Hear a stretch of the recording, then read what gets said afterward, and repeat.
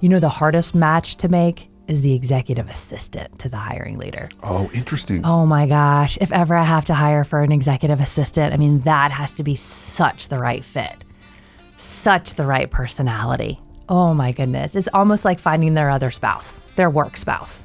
Wow. Yeah. So, and that's what I was giving that earlier example of same candidate interviewing with multiple hiring leaders for a very similar job. Not the right fit, hire him tomorrow. So you almost have to really know the personality of the Again, of the that matchmaker. executive. Yeah. I got to know both.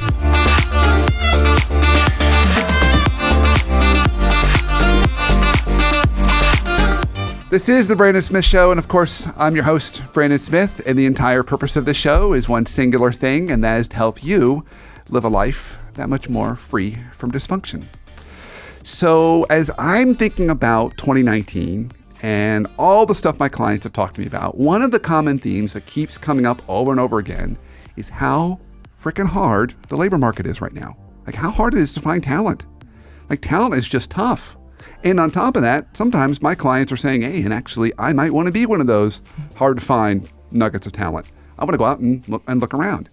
So today we're going to talk about this challenge of talent. How do you find it? And if you're that talent and you want to start looking for other opportunities, what's the best way to do that?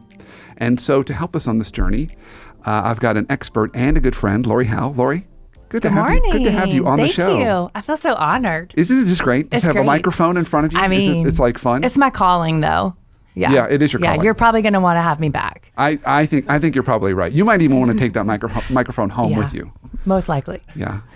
Isaac, we may need to order another microphone. Yes, please. Yes, please. All right, so before we jump into our topic of talent, Lori, and you got to say that 3 times fast, topic of talent. Just so everyone knows, so you're a senior recruiter at Cox Enterprises. Is that right? That is correct. Okay, and how long have you been there? It'll be 4 years in February. Okay, and before that, you've had other recruiting roles. Right, but I'm not someone who's been with a lot of companies, so I'm like old school. This is my 4th company after college. Okay. Yeah, but all in recruiting.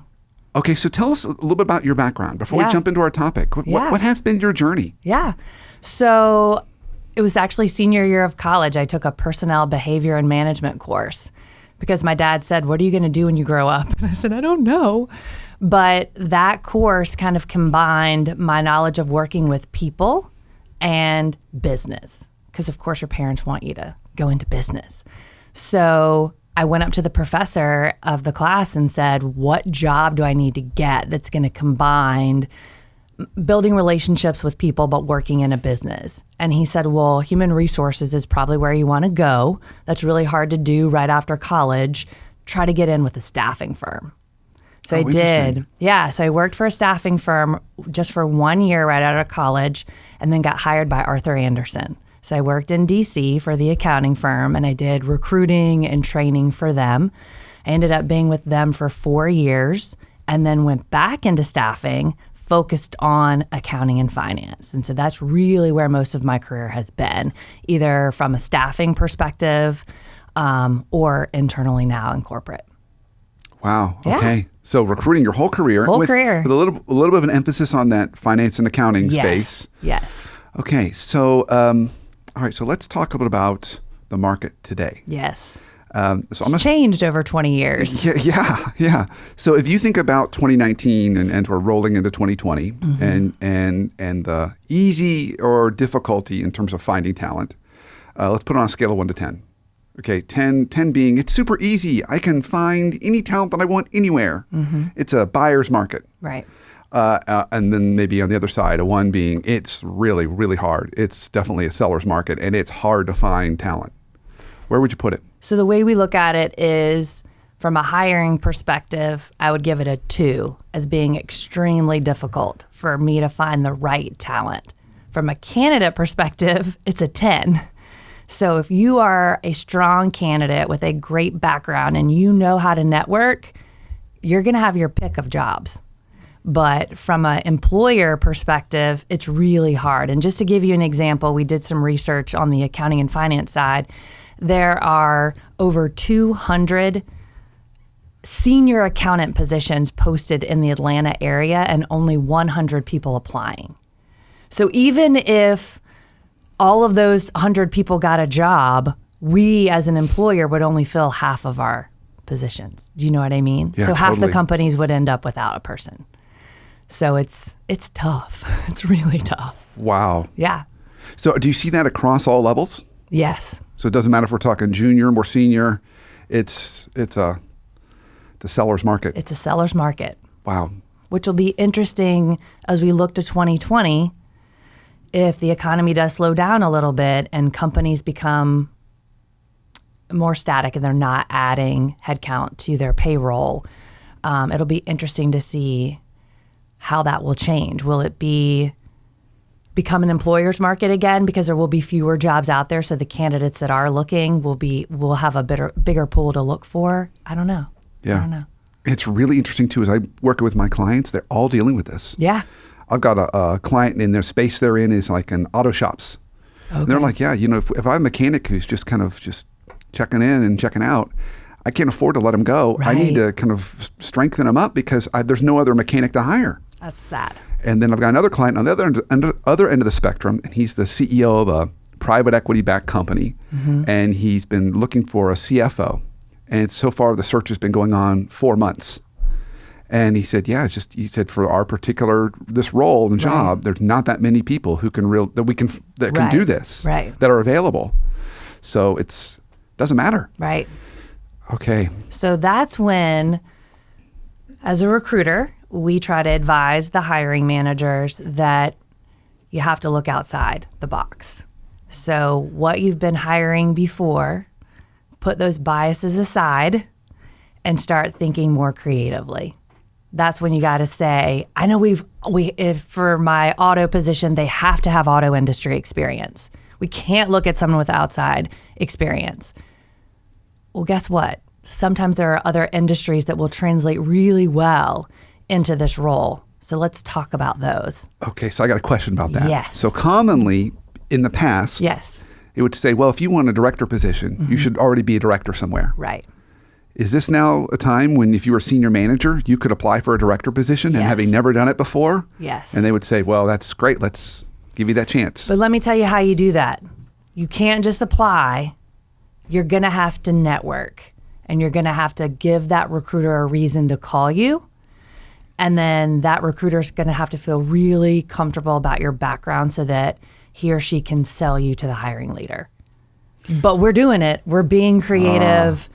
But I know what my hiring manager wants. My hiring manager wants that director. I'm not finding that director. So if you're a senior manager, help me sell you.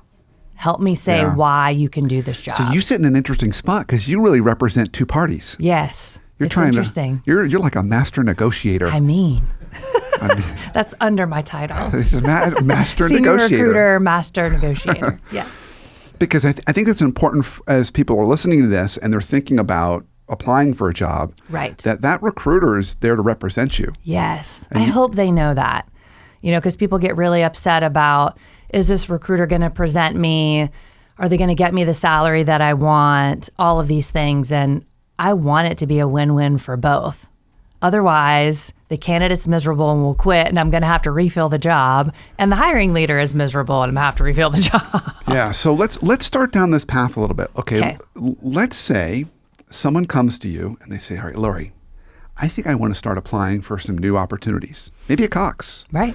What are some maybe tips on some to-dos, things you should do to really put yourself in the best light, set yourself up really well with that recruiter, and really position yourself well for that job?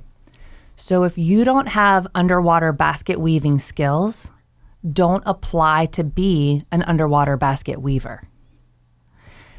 However, if you have weaving skills outside of the water and you really, really feel like I can do this, then you need to highlight that on your resume as best you can, and then you need to network to get in front of me.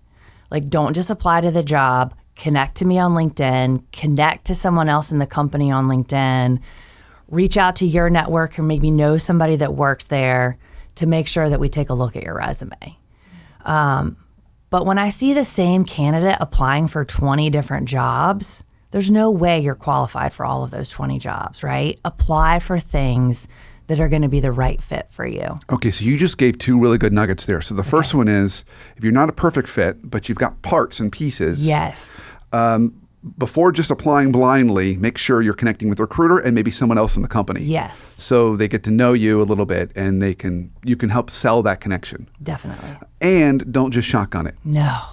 Don't just say, hey, I want to work at Cox. And maybe people do want to work at Cox, but don't say, and I'll take any job. Correct. Because it kind of dilutes your brand. Yes. Right? And then it kind of violates that old strategy adage, you can't be all things to all people. No. Exactly. So okay, let's push on that a little bit. What's too many jobs to apply for? You said 20. Can you apply to 2? Of course. Definitely. 3? Yeah. And I mean, the beauty of Cox is that we have multiple divisions. So it could be that we even have the same role or similar roles posted across the divisions. And if you qualify for all of those, you should absolutely apply.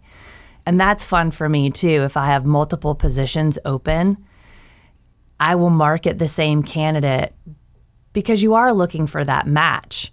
And it'll be interesting how a candidate and a hiring leader in one group just won't necessarily hit it off. But then the next group, they're like, oh my gosh, hire him tomorrow. He's a perfect fit. So I know that from a recruiter perspective too, that a lot of it is personality. A lot of it is just a particular skill that's going to make sense in this department that didn't make sense in the other group. Okay. Oops. You lost your earbud. I lost my earbud. It's all But good. you have the other one in. I mean, why do you need to? You're natural anyway. You don't really even need the earbuds. No. I can hear you, Isaac. Just yell loud.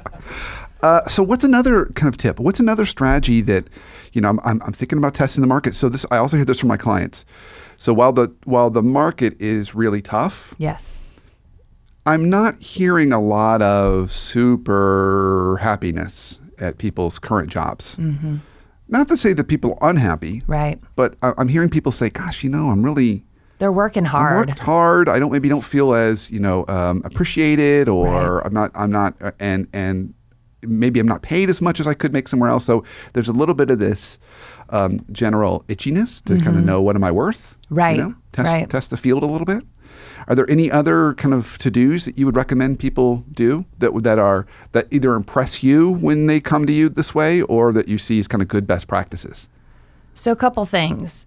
If you think you're ready for a change, do your research. The grass isn't always greener somewhere else, so make sure if you're not happy in your current culture, your current company, apply to jobs that you've done your research on or you've connected to people there and it's going to be a good fit, because you don't want to go from one unhappy situation to another. If you feel like you're undercompensated, I totally get that. What's been interesting over the years, a lot of states have said employers do not need to ask, and I think some of them are making it a law that they're required not to ask an employee what they're currently making. So remember in the old days, you used to always call and verify current compensation, all that. That's not a practice currently. Wow. So the good news is when you're applying for a job and when you're talking to the hiring leader or recruiter, you don't have to reveal your current salary. You can reveal what you feel like you are worth and what you're targeting based on your research that you have done. But you can't do that even if you haven't done the research. You gotta do the research. And it's okay to go into the interview and say, I'm really flexible. Are you able to share with me a general range that this position would pay? I usually push back a little bit more and say, well, tell me what you want, what you're looking for, so I don't reveal the range and make it so that internal employees at Cox, their salary is being shared, right? Master negotiator. Master Always negotiator. make the other party go first. Go first. And people will tell me, I need X salary. And I can either say to them, well, that's really close. Let's talk about it, because let's look at the whole package, because we've got a bonus and we've got benefits and we've got this. Would that be something you can consider? And if we're really off target, if they're really looking for something more, I don't want them to have to settle.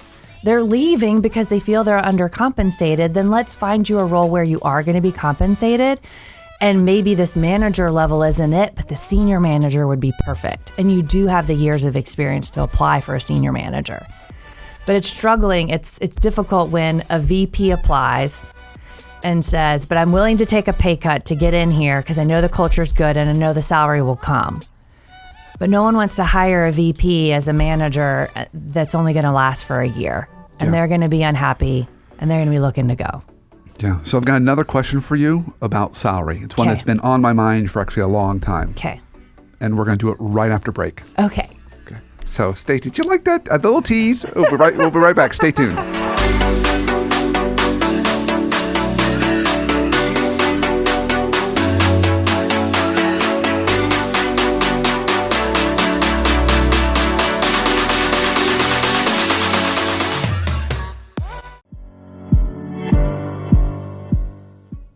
Here's your coaching minute for the week, presented to you by the Leadership Foundry.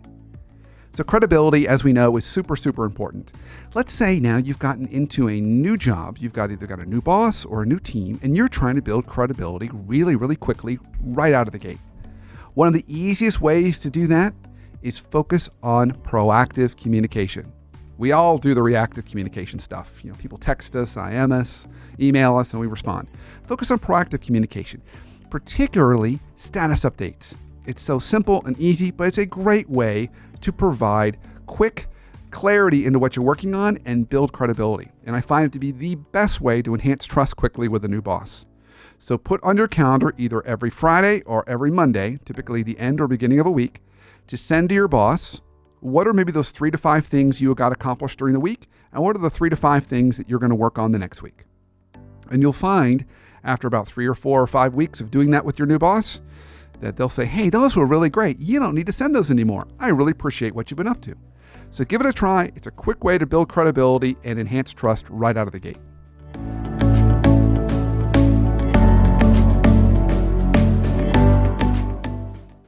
Okay, welcome back.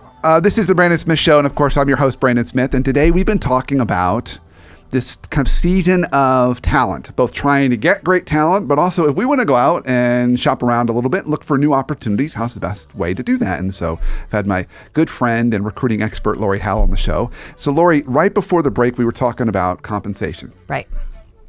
And here's what I've always thought, and I would love to test this with you to see if it's relevant today. Okay. I've always counseled people that if they were finding an opportunity that was a huge bump in compensation, like a really, really big bump, you want to look real closely at that opportunity, because it could be that you're getting paid that. It's not because you're super handsome or pretty that they're paying you that amount. It could be because that job's a really potentially messy job or it burns people out. So I'd be really curious on your view on that. Is there such a thing as almost too much compensation? Should that give you pause? I hope not. But being at a company like Cox, all of our salaries are based on the market, years of experience, degrees, and certifications that are required. So our compensation team is very thorough to go out and assign a range that this is what people on this level are getting paid. Got it. So we try to be super fair that you're not going to be overpaid, and certainly hopefully you're not going to be underpaid, but you're paid appropriately. Yeah, so it's very much tied to that level, and Cox is a very sophisticated company that really kind of does a lot of that effort. Right. So I would think when you're applying for a role, you shouldn't really see a huge jump unless you were at a smaller company or a company that was struggling financially and just wasn't able to pay you what you were worth. And so then in that case, we'll see a bump. But most of the time, I would think you're getting an increase, certainly, but I wouldn't think it would be huge. Yeah. Does that make sense? Yeah, totally. So what I'm hearing you say is, for most companies, you're going to see you'll see a range that's appropriate for the role. Correct. So my comment is, if it's crazy outside that range, then maybe you're underqualified. Maybe you're underqualified, or maybe there's something wrong with that job. Right. It could be you could be walking into a fire. Correctly, yes. Well, it could be just because they keep burning people out, so they have to pay more to bring people in. Correct. Back when I would teach at Emory, the business school, we would always say that while investment bankers the students who went out to go into investment banking always got paid the most. Oh my gosh. The hourly rate of the marketers was higher, because the investment bankers were working 90 hours a week. Yeah. And the marketers would work 45 or 50, even though they would make, less, their hourly rate was actually higher. Right.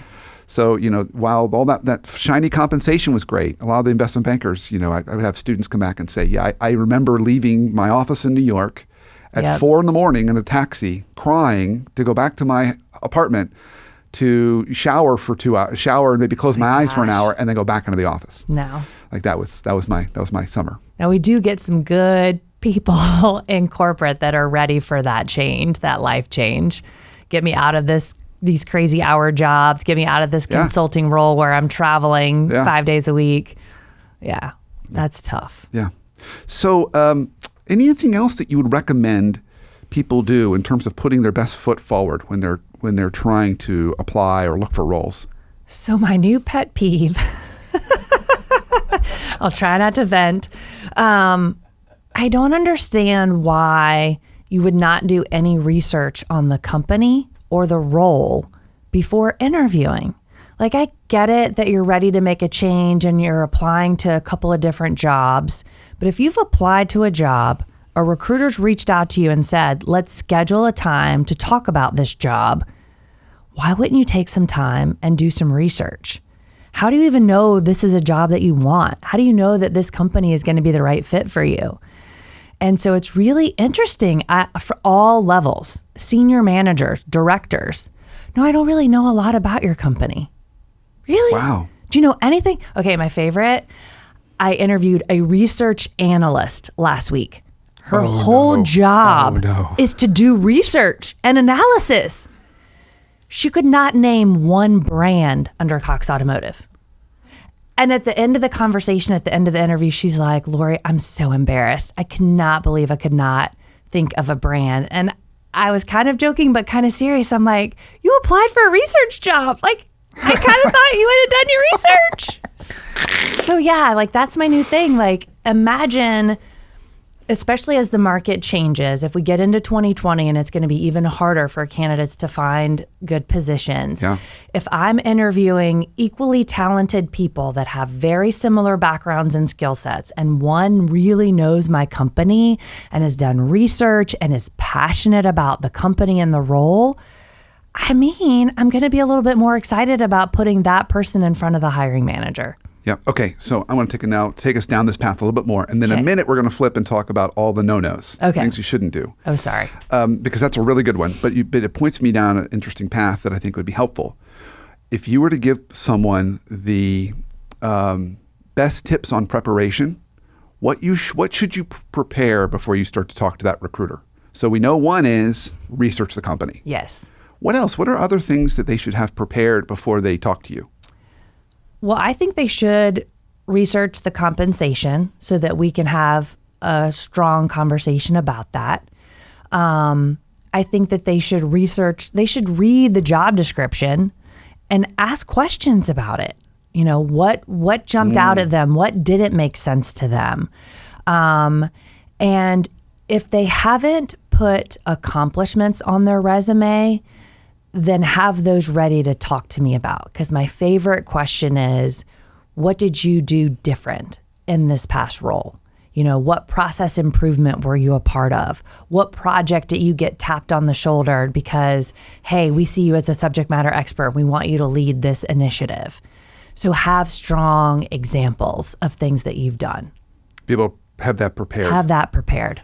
And do they earn extra bonus points if they actually have maybe even documents that they can show you? I mean, like so many extra bonus points. Like and I'll show this to you, or yes, yeah, and so they can kind of okay, nice, yes, okay, all right. So just a lot of preparation. One more important question I have around this: how would you weight the importance of fit with the hiring manager? Oh my gosh, it's so important, right? Yeah.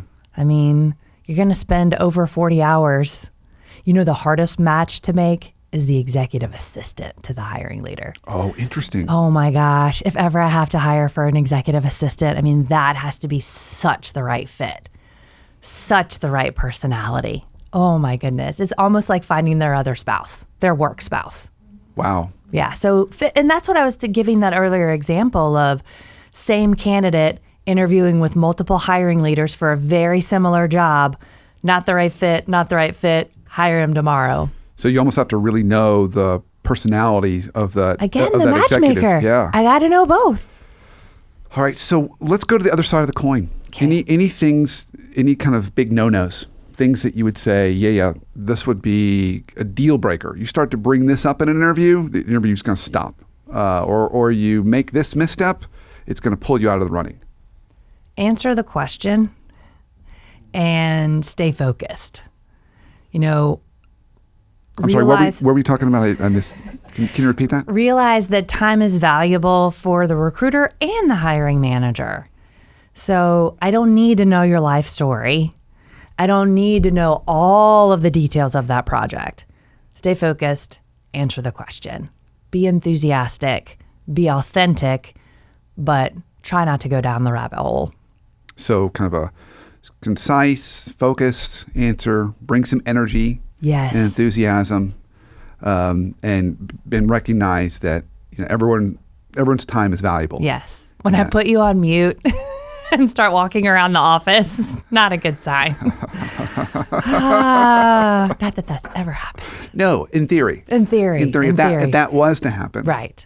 It would be more than you just getting your steps. Right. Yeah. How about any other, often people ask me, I'll have clients that will be moving into positions and they'll have personal things on their mind, like they're pregnant or they've got or they're thinking about other elements. When's the appropriate time to bring that up in the interview process? Or is there ever an appropriate time to bring up, personal needs or requests? Right.